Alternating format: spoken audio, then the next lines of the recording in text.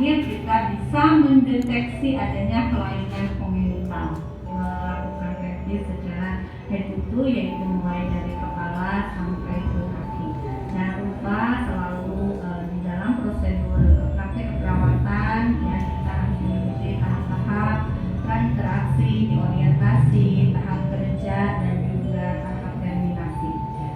Untuk tahap persiapan kita harus menyiapkan alat dan juga pasien. Lalu tahap orientasi memperkenalkan diri, menjelaskan prosedur ya. Tetap dari anak itu bukan menyatur orang dewasa. Jadi tetap lakukan komunikasi. Tadi setelah menjelaskan prosedur, meminta persetujuan pada bayi ya. Lalu kita jangan lupa untuk cuci tangan ya. Cuci tangan 6 langkah ya. Cuci tangan 6 langkah.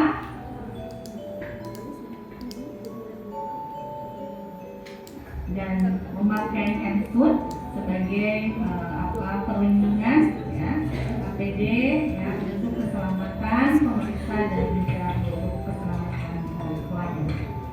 Kalau ada istilah-istilah yang baru mendengar tinggal ditulis ya. Ya Bu. Ya Bu. Jadi sebelum kita kita lakukan pemeriksaan fisik ya. Ya baik, kita mulai ya adik. Aduh ya. Hati-hati, jaga selalu suhu ya.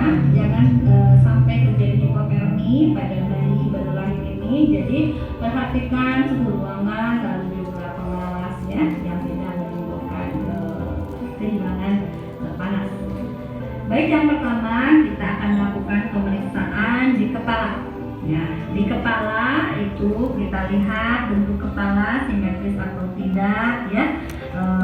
Pernah disampaikan di teori sebelumnya bahwa kalau tanpa kepala kita sebut anencefal ya. Lalu dengan lingkar kepala yang kecil disebut dengan mikrosefal. Kalau lingkar kepala yang melebihi normal itu disebut dengan mikrosefal ya. Selanjutnya di kepala kita melihat sutura yaitu garis pertemuan antar sutura ya. Sutura. Garis pertemuan kepala. Kan kalau pada bayi masih kelihatan. Dan tanya pernah ya? Pernah. Ya, itu diperiksa. Para tulang kepala ya. Di sutura itu biasanya pada bayi baru lahir bisa terjadi adanya molase atau penumpukan antara sutura-sutura. Adanya molase, penumpukan sutura dengan sutura ya. Contoh pada bayi yang dipaksa lahir dengan jalan lahir yang kecil. Oke, panggul sempit. Oke, bayinya lahir. Nah, kenapa si sutura-sutura ini pada bayi belum nyambung? Karena untuk menyesuaikan jalan lahir Allah ciptakan ya. Jadi ya kenapa makanya lubang sebesar apapun, sekecil apapun si kepala bayi bisa keluar. Karena si sutura itu belum bertemu. Kalau nanti akan lama-lama menutup sendiri. Oke. Nah, bisa terjadi biasanya ketika si kepala ini sudah lahir, si sutura kembali ke posisi semula. Ya, pada saat akan lahir dia akan numpuk gitu ya. Terus lahir menyesuaikan dengan jalan lahir. Tapi ada bayi yang ketika sudah keluar kepalanya terjadi belum kembali sempurna. Namanya molase. Oke. Ya, itu namanya molase. Dan selain sutura, kita lihat juga fontanel mayor dan fontanel minor ya, ubun-ubun besar dan ubun-ubun kecil. Fontanel mayor, fontanel minor. Ubun-ubunnya teh aya 2 nu berdenyut pada anak. Pada bayi baru lahir, ya. Di sini sama di sini. Oke? Ya. Nah, itu fontanel mayor, ubun-ubun besar dan ubun-ubun kecil. Ini tuh di tandaan. Ya, ini sama ini. Oke? Apa namanya ubun-ubun itu? Fontanel mayor. Kenapa saya sampaikan sekarang? Kenapa? Biar kalian pas keperawatan anak 2 sudah mengenal dulu di lapangan. Tapi saya tidak mau juga kalian masuk ke peri pas ditanya nggak tahu. Padahal memang kan belum keperawatan anak buahnya. Tapi saya ingin kalian sampaikan dulu. Nanti setelah ada kanal mayor dan kanal minor pada bayi baru lahir itu biasanya normalnya belum tertutup, ya. Jadi denyutan akan jelas terlihat. Selain itu kita juga lihat ada benjolan atau tidak di kepala, ya. Ada sepal hematum atau tidak, ada sepal succedanum atau tidak, ya. Biasanya sepal hematum atau sepal succedanum bisa terjadi karena adanya proses melahirkan dengan menggunakan alat, ya. Contohnya vakum atau forceps, di mana sepal hematum itu adanya benjolan, ada penumpukan darah, dan sepal hematum sepal succedanum ada penumpukan cairan, sepal hematum ada penumpukan darah. Lalu kita melihat wajah, ya. Sekarang periksa wajah. Yang pertama simetris atau tidak, ya, ada kelainan wajah atau tidak. Seperti kelainan wajah itu pada penyakit sindrom Down, ya, kembar sedunia, ya. Nah, lalu selain itu pada muka itu kita periksa ada daerah mata, ya. Mata lihat simetris atau tidak, ya. Ada strabismus atau tidak, yaitu mata juling, ya. Mata juling itu bisa terlihat di mana kita bisa memprediksi dari area pupil yang tidak melihat pada sisi yang sama, ya. Lalu juga pada mata lihat kekeruhan kornea, ada tidak kekeruhan kornea, itu bisa terjadi pada penyakit glaukoma kongenital atau adanya kekeruhan pada pupil, yaitu pada penyakit katarak kongenital. Jadi selanjutnya di sebelah mata kita periksa hidung, ya. Di hidung juga sama, ya, kita lihat hidungnya simetris atau tidak. Lalu pastikan ada pernapasan lewat hidung atau tidak, ya. Bisa saja terjadi pernapasan lewat mulut apabila terjadi masalah di hidung seperti adanya atresia coana, ya, atau fraktur di daerah tulang hidung. Jadi kita periksa seperti ini, ya, ada fraktur atau tidak atresia coana, ya. Lalu selain itu di hidung juga kita lihat ada pernapasan cuping hidung atau tidak, ya. Pernapasan, bila ada pernapasan cuping hidung artinya terjadi gangguan pada sistem pernapasan. Ya, selanjutnya itu periksa telinga, ya.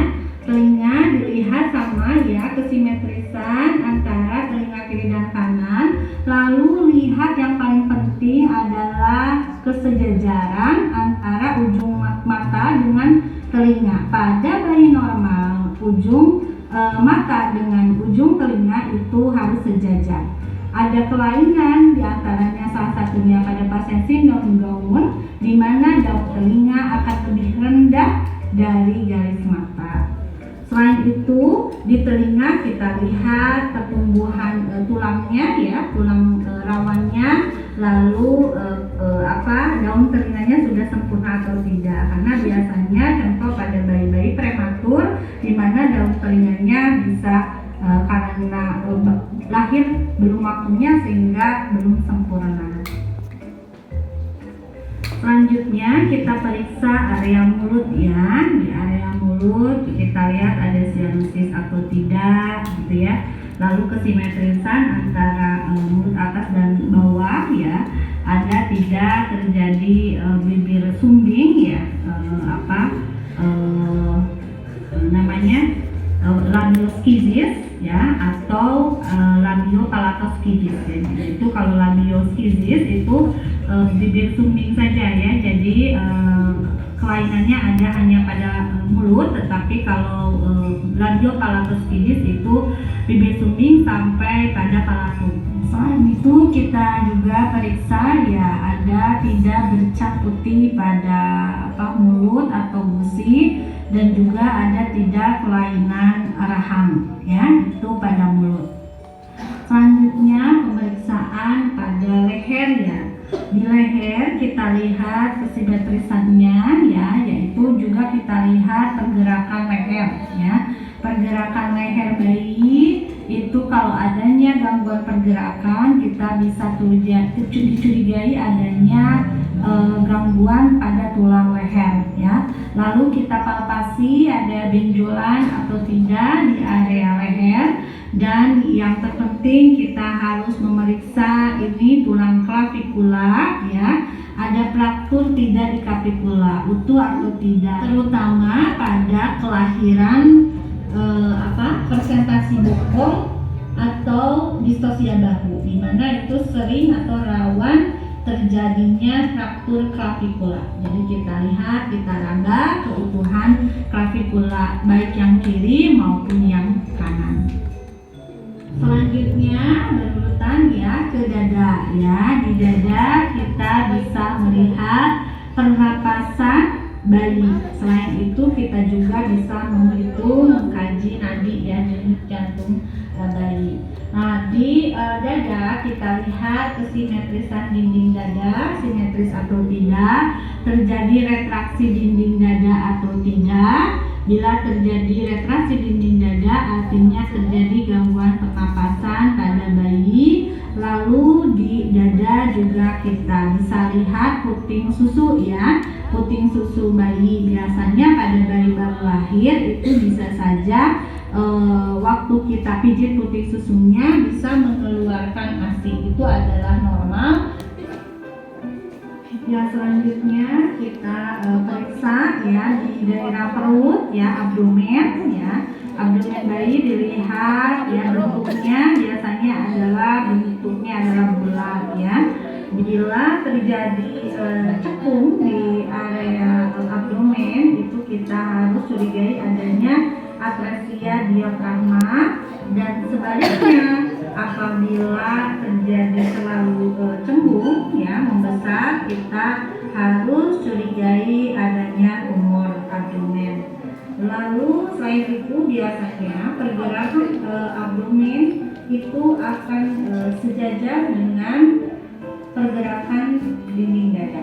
Di abdomen juga kita bisa mendengar bising usus ya, normalnya tidak terlalu cepat gitu ya. Bising usus yang meningkat itu bisa menandakan adanya diare gitu ya.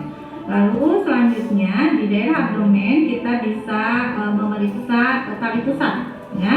Tali pusat kita periksa dari apakah ada tanda-tanda infeksi, rumor, kalor, gelor ya, fungsi olesa. Selanjutnya ke arah genitalia ya. Genitalia ini pada laki-laki kita bisa periksa ya, penisnya. Itu diantaranya yang pertama adalah lihat lubang uretranya ya.